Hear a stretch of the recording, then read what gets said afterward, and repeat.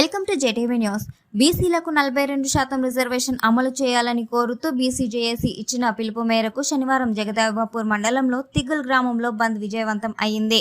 BC సంఘాల నాయకులు, వివిధ పార్టీల నాయకులు బంద్లో పాల్గొని గ్రామంలో ర్యాలీగా వెళ్తూ ప్రభుత్వ పాఠశాలలను బంద్ చేయించారు.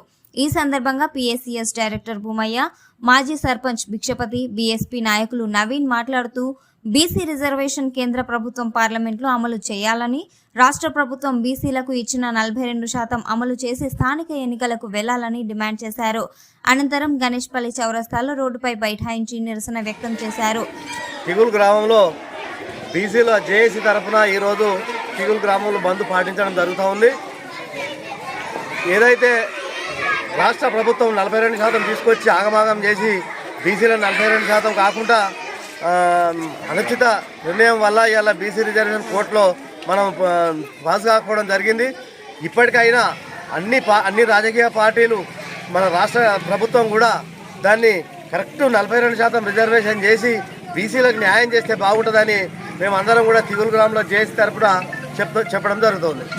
తెలంగాణ రాష్ట్ర వ్యాప్తంగా బీసీ బంద్ కోసం 42% రిజర్వేషన్ల కోసం బంద్కు బీసీ సంఘాలకు సంబంధించిన జేఏసీ పిలుపునివ్వడం జరిగింది. అదేవిధంగా గజ్వేల్లో కూడా బంద్కు పిలుపునివ్వడం జరిగింది.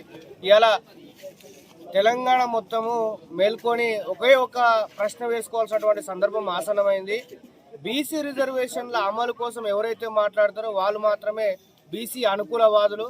బీసీలకు వ్యతిరేకంగా ఎవరు పనిచేసినా కూడా వాళ్ళు బీసీ ద్రోహులుగా మనం గుర్తించి మనము ఏ విధంగా అయితే తెలంగాణ ద్రోహుల్ని వ్యతిరేకంగా ఈ తెలంగాణ అవతల వరకు వెలగొట్టి మనము తెలంగాణ ఎట్లయితే సాధించుకున్నామో బీసీకి సంబంధించినటువంటి రిజర్వేషన్లు కూడా బీసీ ద్రోహులను ఈ తెలంగాణ చుట్టూ ఈ భారతదేశం ఉన్నటువంటి బార్డర్లు దాటించి మరి ఉరికించి కొట్టాల్సినటువంటి అవసరమైంది. కాబట్టి ఖచ్చితంగా బీసీ రిజర్వేషన్ల అమలు కోసం మనం అందరం కొట్టాడాలని చెప్పేసి తెలియజేస్తున్నాం.